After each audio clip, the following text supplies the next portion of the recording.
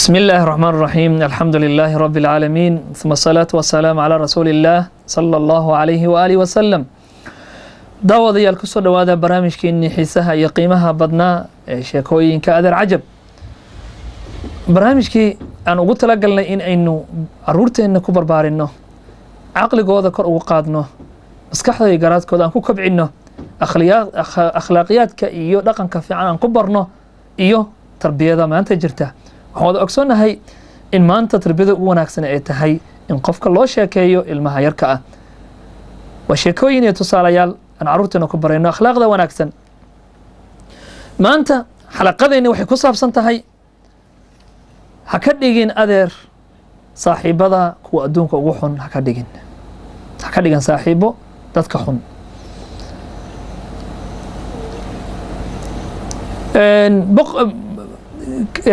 libaaxa la dhaho magaciisa طalxaan ayaa wuxuu ku guulaystay dagaal dheer ka bacdi in uu la wareego xukunka kaynta xayawaanaadka dhan buu iskugu yeeray kulan deg deg ah si ugu khudbeeyo oo siyaasaddiisa cusub ugu sharxo xayawaanaadka dhan baa isku yimi iyagoo raba inay dhegaystaan sheekada iyo khudbadda boqorkan cusub ee kaynta xayawaanaadka la wareegay boqorkii libaaxa ee طalxaan ayaa maaragtay ka soo baxay godkiisii isagoo ku dadaalay inuu u muujiyo xayawaanaadka dhan haybad iyo aragti cabsigelin ah iyo xoog markaasuu wuxuu bilaabay inuu u khudbeeyo oo dhaho waxaan laga bilaaba maanta ahay mid dantiina ka shaqaynaya dhexdiina cadaalad ku xukminaya kaynta iyo kaynteenna difaacaya cadowga ka difaacaya waa saa wuu bilaabay saa samaynaya xayawaanaadka o dhan saasay ugu jeedaan oo waxay dhegeysanayaan khudbaddii boqorkooda markaasaa dameerkii wuxuu yidhi war waa kan boqorkaanu intaas aan raadinaynaba kii naga maqnaa intaasoo sano aan sugayna waa kan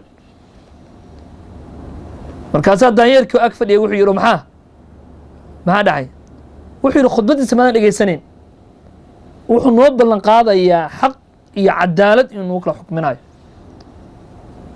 daanyeerkaa wuxuu yidhi hadal in la dhaho waa fududdahay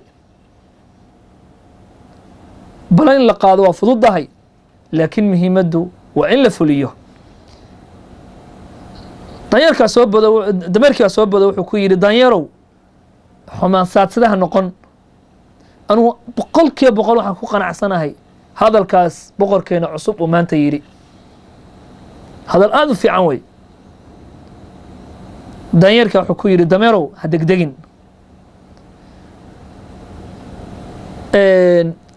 siduu wax u maamulo ayaamaha soo socda ayaa kala garan doontaa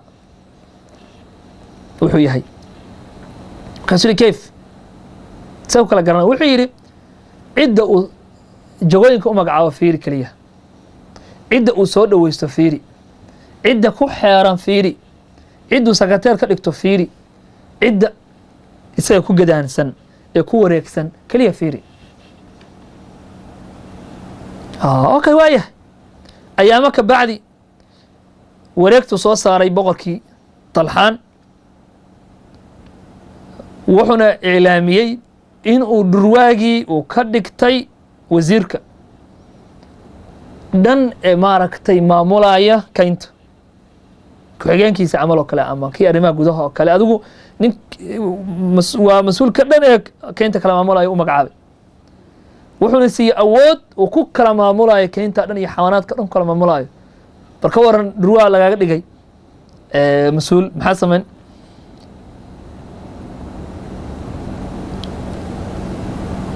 cajiib garanuugtii ayaa deeradii waxay ku tiri allah dhurwaagii damcaan ahaa hunguriweyne ahaa dhurwaagii hunguriweyne magaciisa hunguriweyne la dhahaaba dhurwaagii hunguriweyne ayaa wasiir laga dhigay dhurwaagii hunguriweyne hadda oo xadi jiray caruurteena xayawaanaadkeena inay ka xadi caruurta yarka inay ka xadi jiray oo ina cuni jiray oo kuwa yararka ina ka cuni jireen ayaa maanta laga dhigay wasiir. musiiba yaanu hadda haddii na dulmiyo yaan uga astakoonaynaa, hadduu cuntadeena xado yaan uga astakoonaynaa, hadduu carruurtan yararka naga cun yaan uga astakoonaynaa. maantuba xoog yeesha. boqorkii hore ee keynta oo Salxaan wuxuu ahaa mid dhurwaaga meel iskaga xirxiray oo aan waxba u dhiiban, hadduuna dulmiyo isagaa u tegi jirnay oo maaragtay. laakiin maanta dhurwaagii wax walba uu samaynaya, wuxuuna ku samaynaya magaca libaaxu ku samaynaya. wuxuu leeyahay anigu wasiir baan ahay, yaan uga astakoonaa. xayawaanaadkuna cabsi baa gashay.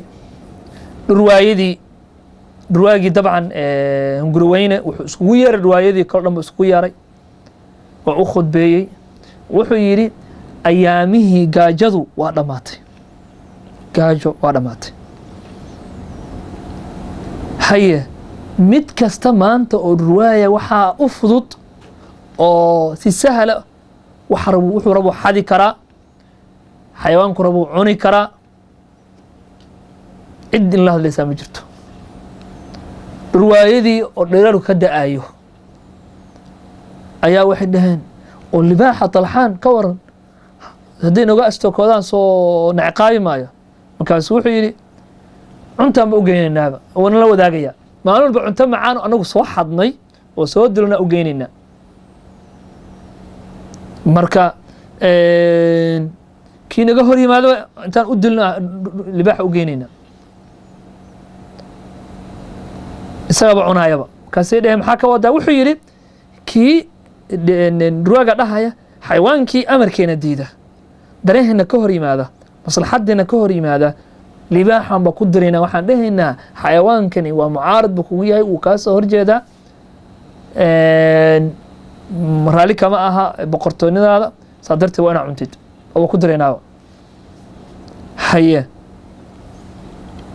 dhurwaayad dhan baa qoslay farxad darteed. markaasay hal mar ku wada dhawaaqeen gaajadii waa dhammaatay, ha noolaado boqorka Talxaan. saasay ku dhawaaqeen. jawigii iyo xaaladii keynta ayaa isbedeshay. xayawaanaadkoo dhan waxay bilaabeen in ay caruurtooda yaryarka ahaa u cabsadaan oo ka cabsadaan dhurwaagii hunguriweyne iyo saaxiibadiis. xayawaanaadkii waxay bilaabeen inay cidna u astakoodaan. haddii dhurwaagii baa u ah oo uga sokeeyaba libaaxii. mid walba maaragtay cabsi buu ku jiraa. xaaladda iyadoo halkaa taagan oo xayawaanaadkii walwal iyo walbahaar ay ku nool yihiin ayaa daanyeerkii wuxuu aaday maroodigii magaciisa la dhihi jiray Fahmaan. maroodigii Fahmaan ayuu u tegey. wuxuu ku yidhi war Fahmaan, baad la taliye u noqotid ama aada la shaqaysid boqorka Talxaan, libaaxa baa la shaqaysid sidaad kii hore oo Salxaan aa ula shaqayn jirtay. markaasuu yidhi igama dalban, xataa hadduu iga dalbadona ma rabo inaan la shaqeeyo, waayo keligii waxma bedeli karo. kulli boqorkan waxaa ku wareegsan fiiri. xayawaanaadkii intii ugu liidatay buu soo urursaday oo dhurwaagu ugu horeeyo. marka keligii waxba ma qaban karo. markaasuu xal maxuu aragtaa? daanyeerkii wuxuu ku dhahayaa maroodigii Fahmaan, xal maxuu aragtaa? xal waxuu arkaa wuxuu yidhi xayawaanaadka o dhan intay is urursadaan inay toos ugu tagaan, xayawaanaadka o dhan intay is urursadaan inay toos ugu tagaan boqorka Talxaan oo arrinta xaqiiqda u sheegaan. markaasuu daanyeerkii wuxuu yidhi xaqiiqda ma oga miyaa? bal wuxuu yidhi waa og yahay waxaas ay dhurwaayadu u soo xadaan buu ku raaxaystaaba, waa la raaxaystaa. waaba u shaqaynayaanba. markaas wuxuu ku yiri soo ma aragti markuu xayawaanaadka la hadlaayo iyo inuu libaaxu boqorku uu haybad iyo cabsi gelin iyo argagax ku abuuro, soo ma arag in roobkii yaraaday, kayntii engegtay, ceelal yar yara biyo ku hareen, intii yaraydna waxaa la wareegay gebi ahaanba ceelash yaraa biyo ku hareen dhurwaayadii. seerwaan bay ugu cayaaraan, xayawaanaadkii oo dhanna haraad baa dilay.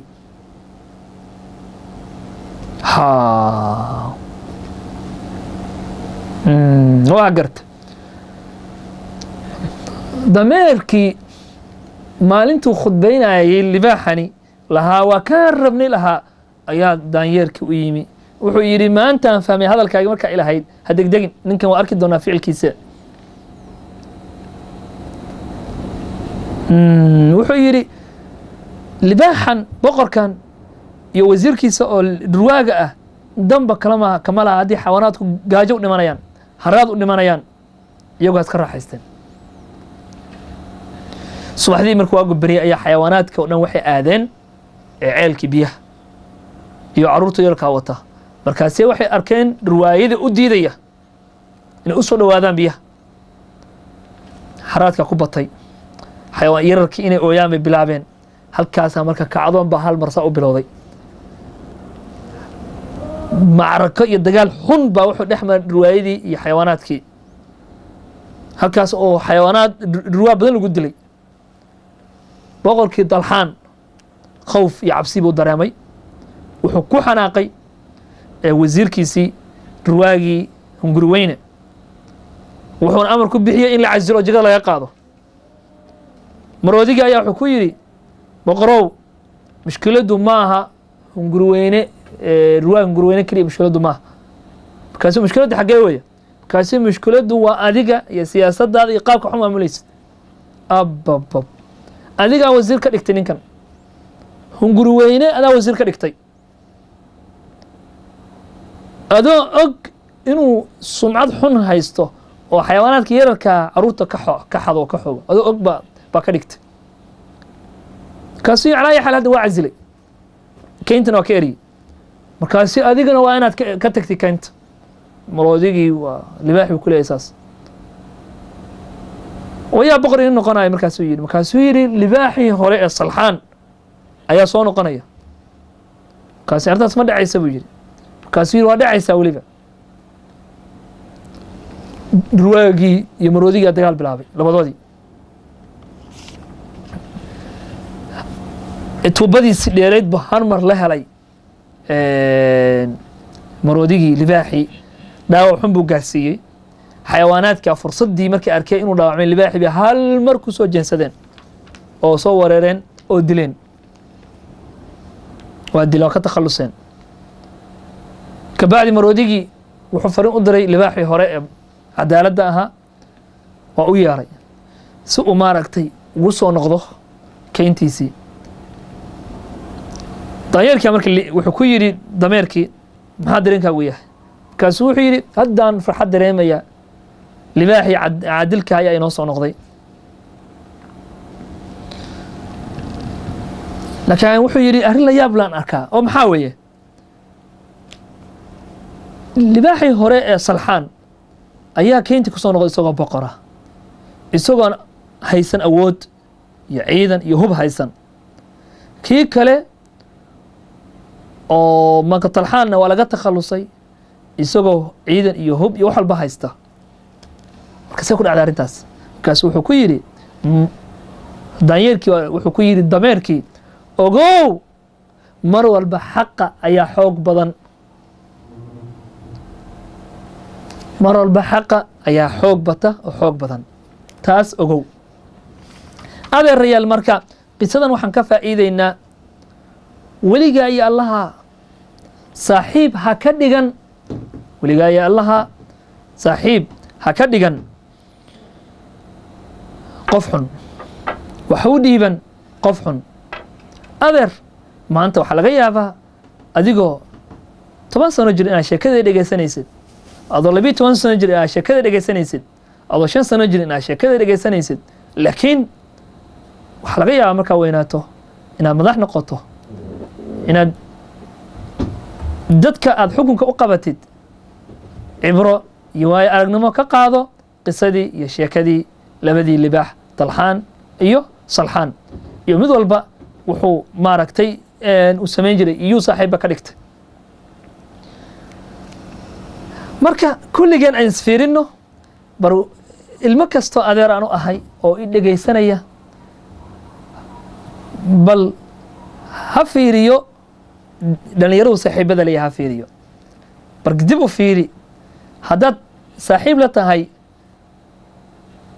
wiil aan qur-aanka jeclayn iskaga tag maanta haddaad saaxiib la tahay wiil aan salaada jeclayn iskaga tag haddaad saaxiib la tahay wiil aan waalidkii baar u ahayn iskaga tag haddaad saaxiib la tahay wiil dadka moobilada ka dhaca iskaga tag haddaad saaxiib la tahay wiil dhib badan oo dadka caaya oo dhibaato badan oo khalad badan iskaga tag intaasoo dhani waxay la mid yihiin dhurwaaga hungurweyne inay meel xun kaa tooraan mayaane meel fiican ku geyn mayaan waxaana ogaataa nabigeena calayhi salaatu wasalaam inuu xadiis ku yidhi almar'u calaa diini khaliili qof waa saaxiibkiis diintiisa falyandur axadukum man yukhaalil qofku ha ka fiirsado ciduu saaxiibka ka dhiganayo sidoo kale nabigeena sal alla alay wasalam wuxuu xadiisku inuu ku sheegay saaxiibka xun iyo saaxiibka fiicani inay la mid yihiin nin barafuun gada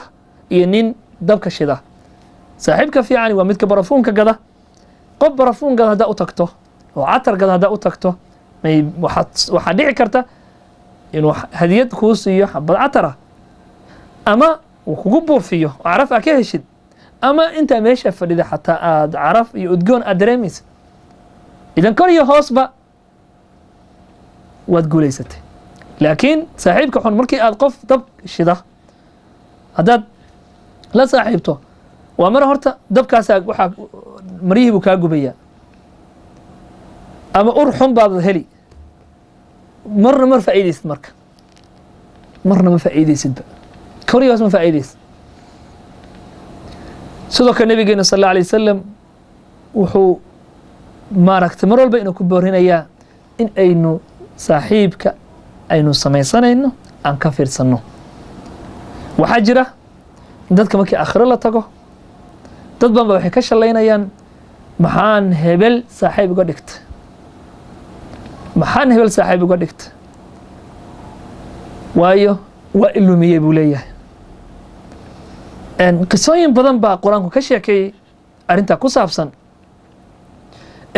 waxaa jira laba nin oo saaxiibba ahaa nin wanaagsan buu ahaa nin xun buu ahaa ninka xuni maalin walba wuxuu ku dhahaa kan wanaagsan maxaa u tukanaysaa maxaa qur-aanku baranaysaa ma waxa ma aaminsantahay aakhiro inay jirto war waxaas waa khuraafaad yaan lagugu sheekayn waxaa iska dhaaf salaad ha tukan ka ha samayn waxaas oo dhan buu ku dhahaya kan kala dhigo ma dhigo khayrkiisu iska wataa laakiin labadoodi markay dhinteen kii xumaana uu naar aaday kii fiicnaan uu janno aaday kii fiicnaa marka saaxiibadii jannada uga sheekan wuxuu leeyahay waxaa jiray mid igu dhihi jiray aakhiro ma jirto janno ma jirto naari ma jirto waxba cibaado iyo salaad iyo waxba ha samayn kaalay ila fiiriya naartuu ku jiraaye markaasi maaragtay wuu soo qooransanaya faطalaca fara'aahu fii sawaaءi الjaxiim wuxuu ku arkayaa jaxiima dhexdeedii qaala tallaahi in kidta la turdiin wallaahi waxaa ku sigatay inaa ilumisuu leeyahay walowlaa nicmatu rabbii lakuntu min almuxdariin haddaan ilaahay ii nimcayn maanta adaan naarta kugula jiri lahaa haddaan warkaaga qaadan lahaa adeerayaal marka sheekooyinkaas o dhan markaan isku soo duuduubno waxaynu ka faa'iideynaa in aynu ka fiirsanno ciddaynu saaxiibka ka dhiganayno waayo waa cidda kugu badan ee samaynta kugu yeelan karta weeye ee ka fiirso ciddaa saaxiibka ka dhiganaysid intaas waxaan kusoo afmeeraynaa adeerayaal xalaqadeennii maanta ku saabsanayd ka fiirso ciddaa saaxiibka ka dhiganaysid intaynu xalaqo kale ku wada kulmi doonno وأنيقو آذر عجب وإنك كتقايا إنتاسيو نبت قليو. السلام عليكم ورحمة الله وبركاته.